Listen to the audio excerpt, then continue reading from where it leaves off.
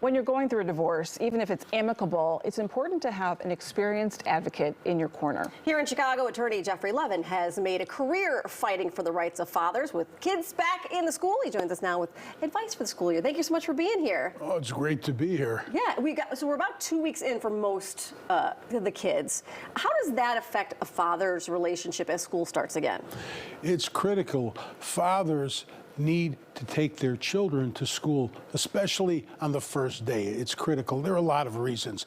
There are fathers that unfortunately can't do it because of legal issues, not having support from the mother. There are some fathers who don't even know where their children live or go to school.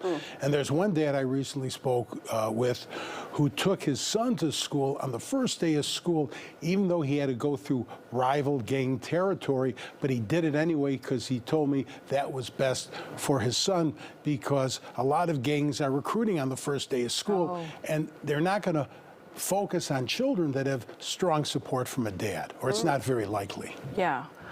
When you think about fathers going through a divorce, do you think sometimes they just sort of give up because they're having such a challenging time?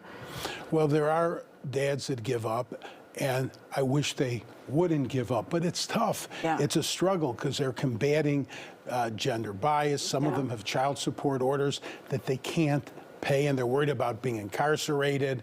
It's very difficult, but I always tell my clients, don't give up hope. It's really, really important, because dads are important. If you look at the statistics in my first book, Father's Rights, which I brought here on page 46 and 47, you'll see that children that are fatherless are more likely to do poor academically, become victims of crime. Little girls that are father absent are more likely to become victims of abuse. So fathers are important.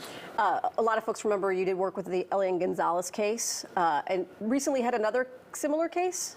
Yes. In the Elian Gonzalez case, his mother was bringing him to the U.S. in a little boat. It sunk. She drowned. Miraculously, the boy survived and was brought to Florida, where he had relatives that did not want him to leave.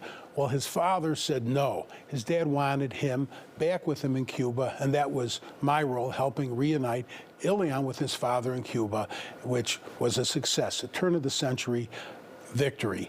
We recently had a case where a mother passed, very sad. Her untimely death was very, very sad. And it was reported to me that a relative wanted the children. And the dad said no, he wanted to be with his children, which is important, because when a parent passes, the other parent could help the children get through the grieving process. And a biological parent has superior rights, is superior to a non-biological parent, unless it's an adoption. This was not an adoption.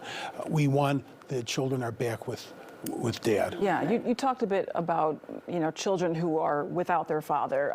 Talk a bit more about what is the value of a father? I think a father has great value. A colleague of mine who's handling a wrongful death case due to the untimely passing of the dad utilized me and my first book, Father's Rights, to substantiate a multi-million-dollar settlement demand.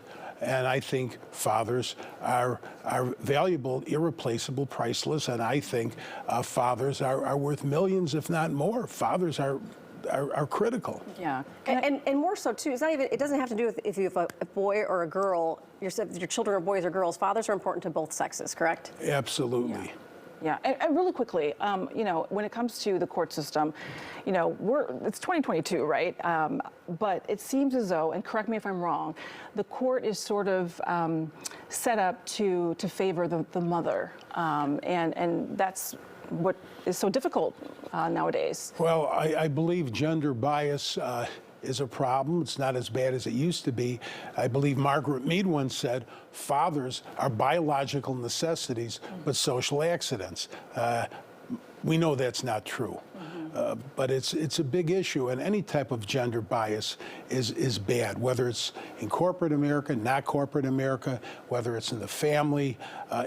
Gender bias has no place in our society. Agree. Agreed. Thank you so much for being here. There's a lot more information in both the books that you mentioned. We've got here Father's Rights and also How to Be a Good Divorced Dad. You can get all the details on Jeffrey's website, dadsrights.com, social media handles there, and the number on your screen if you need more information, 312-356-DADS. Thank you for being here. Thanks for being here. Well, thank you. It was nice seeing you again and meeting you.